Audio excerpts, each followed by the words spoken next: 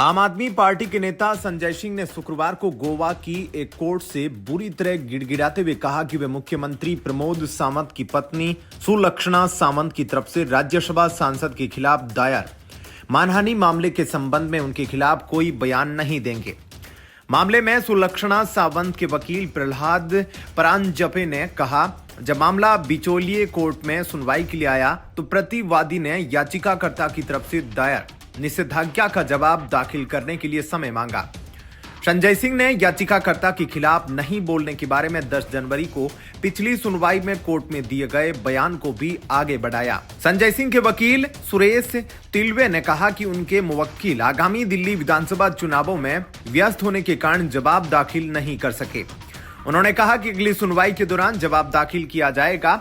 वकील प्रहलाद परांजपे ने बताया कि कोर्ट ने मामले की सुनवाई 7 फरवरी तक के लिए स्थगित कर दी। वकील परांजपे ने कहा, दिल्ली में चुनाव चल रहे हैं और संजय सिंह व्यस्त है क्योंकि वह पार्टी के स्टार प्रचारकों में से एक है। कोर्ट ने हमें समय दिया है। आप नेता संजय सिंह ने दिल्ली में एक प्रेस कॉन्फ्रेंस आयोजित की थी जिसमें उन्होंने सुलक्षणा सावंत पर गोवा में नकदी से नौकरी दिलाने वाले घोटाले में शामिल होने का आरोप लगाया था, जिसके बाद सुलक्षणा सावंत ने दिसंबर में आप नेता के खिलाफ 100 करोड़ रुपए का मानहानि का मुकदमा दायर किया था। वहीं गोवा के मुख्यमंत्री प्रमोद सावंत ने संजय सिंह के आरोपों को खारिज करते हुए कहा था कि कैश फॉर जॉब मामले से उनके परिवार का कोई लेना देना नहीं है। वहीं पूर्वी दिल्ली में शाहदरा विधानसभा क्षेत्र के झिलमिल में राजीव कैंप में सांसद रवि किशन पहुंचे। वहीं सांसद रवि किशन ने जनता को संबोधित करते हुए कहा कि आप झूठ बोलकर सत्ता में आई है। आपने लोगों को पानी नहीं दिया लेकिन शीश महल बनाकर भ्रष्टाचार किया। उन्होंने कहा, आम आदमी पार्टी एक बार भाजपा को मौका देकर देखे। पीएम मोदी की कथनी और करनी में फर्क नहीं है। कहा, एक बार गोरखपुर आकर देखे, वहां डबल इंजन की सरकार ने क्या कर दिखाया है। बीजेपी सांसद रवि किशन का कहना है, हम दिल्ली में जीत रहे हैं और बीजेपी सरकार बनाएगी। इसमें कोई किंतु परंतु नहीं है। हर महिला को 2500 रुपए मिलेंगे और गैस सिलेंडर 500 रुपए में उपलब्ध कराया जाएगा। बिजली दरें यथावत रहेगी और 200 यूनिट बिजली मुफ्त होगी।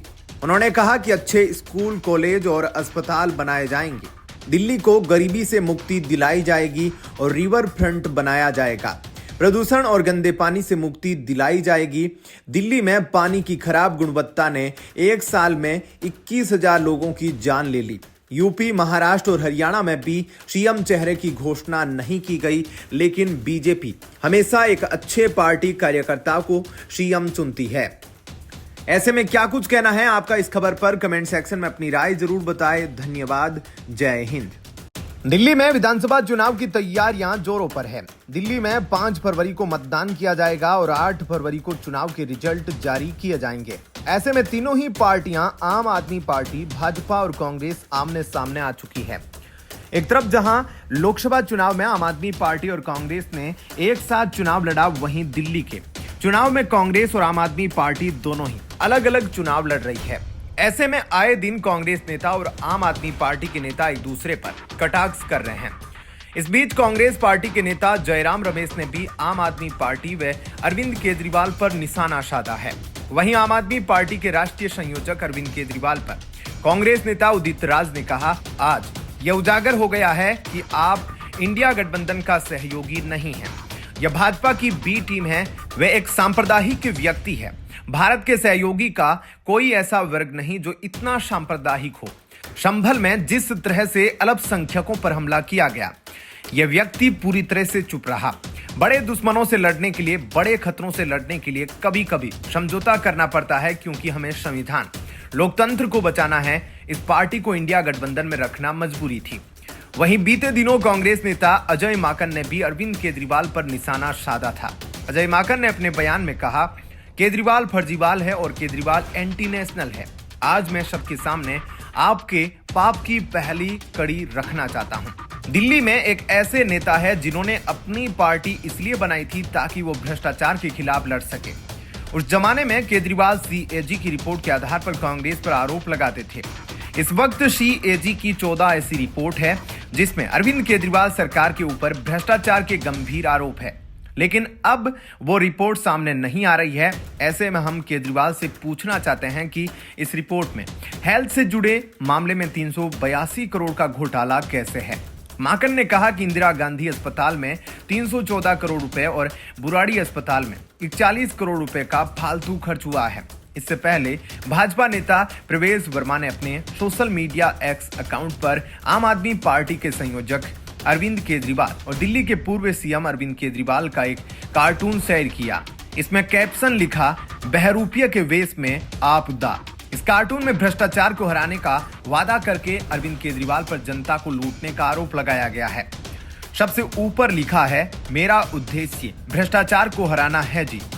इसके बाद हवाला, विज्ञापन घोटाला, क्लासरूम घोटाला, शराब घोटाला, सीसीटीवी घोटाला, शीश महल घोटाला, पीडब्ल्यूडी घोटाला और राशन घोटाला को स्केच बनाकर हाईलाइट किया गया है। इसके साथ ही नीचे जनता के हवाले से कैप्शन दिया गया, दिल्ली को ऐसी घोटालेबाज आपदा से मुक्त कराना है। इससे पहले शनिवार को सुबह आप संयोजक अरविंद केजरीवाल ने अपना वीडियो जारी कर भाजपा पर पैसे बांटने और सामान देकर लोगों के वोट खरीदने का आरोप लगाया था। अरविंद केजरीवाल ने जनता को आगाह करते हुए कहा था कि पैसे ले लो लेकिन वोट मत बेचना। अरविंद केजरीवाल ने यह भी कहा था कि भाजपा के लोग जनता को धमका रहे हैं, साथ ही वोट देने के लिए बच्चों और भगवान की कस्में खिला रहे हैं। उन्होंने लोगों से कसम तोड़ने की अपील करते हुए अपनी मर्जी से मतदान करने का अनुरोध किया था। फिलहाल इस वीडियो में इतना ही। आप अपनी राय कमेंट सेक्शन में जरूर बताएं। आगे की खबरों से जुड़े रहने के लिए हमारे चैनल लाइव टीवी न्यूज को सब्सक्राइब कर ले। धन्यवाद। शिवसेना के विभाजन के 2 साल बाद एक बार फिर उद्धव ठाकरे गुट में उथल पुथल मच गई है।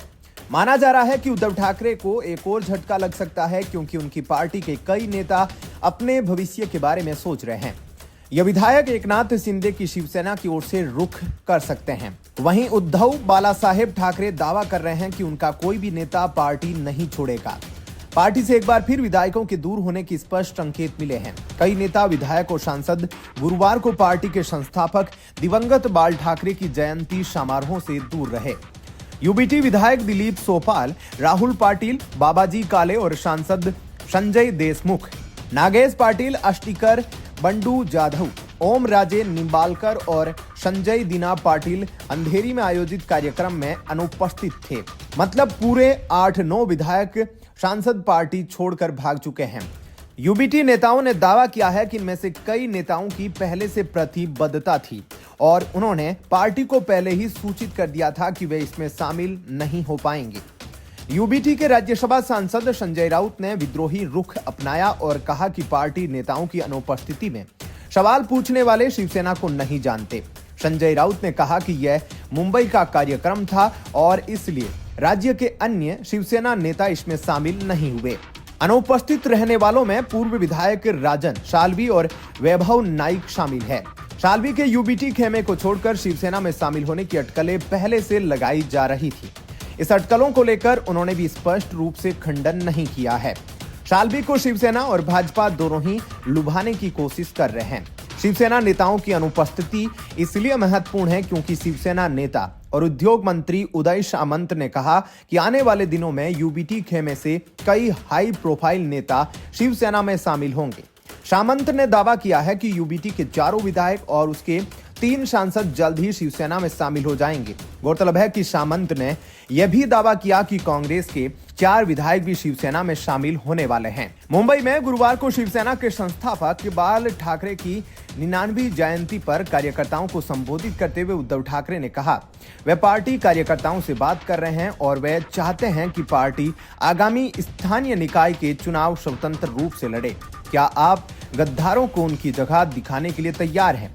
चुनाव की घोषणा होनी अभी बाकी है। मुझे अपनी तैयारी देखने दीजिए और मैं आपकी इच्छा के अनुसार निर्णय लूंगा। मैं उचित समय पर निर्णय लूंगा।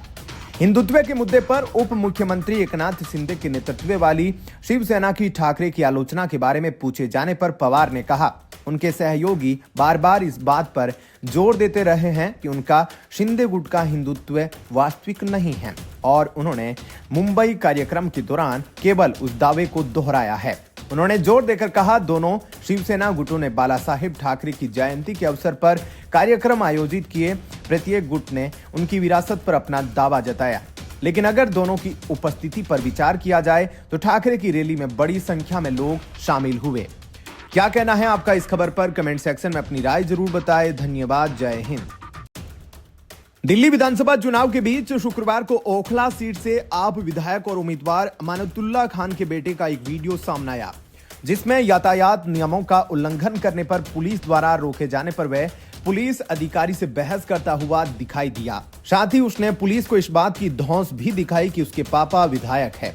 हालांकि फिर भी पुलिस ने कानूनी कार्रवाई करते हुए उसका चालान काटा, साथ ही उसकी बाइक जब्त कर ली। वहीं अब इस मामले को लेकर भाजपा ने विधायक अमानतुल्लाह खान का एक वीडियो जारी किया है और उन पर एक टीवी चैनल के पत्रकार को धमकाने का आरोप लगाया है। भाजपा नेता अमित मालवीय ने अपने सोशल मीडिया अकाउंट पर यह वीडियो शेयर किया, जिसमें अमानतुल्लाह उस पत्रकार को कथित तौर पर धमकाते हुए दिखाई दे रहे हैं। इस पोस्ट के साथ मालवीय ने लिखा, आप विधायक अमानतुल्लाह खान के बेटे ने दिल्ली पुलिस के साथ तुझे पता है मेरा बाप कौन है किया। अब बारी है अरविंद केजरीवाल के विधायक की, जिसने रिपब्लिक के एक पत्रकार को धमकी दी, इतना मारूंगा यहां से चला जा, कहकर उसने रिपोर्टर को निशाना बनाया जो उसके बेटे की बदसलूकी पर सही सवाल पूछ रहा था। आगे मालवीय ने लिखा, विधायक खुद भी किसी अपराधी से कम नहीं है, उस पर भी मामला दर्ज होना चाहिए।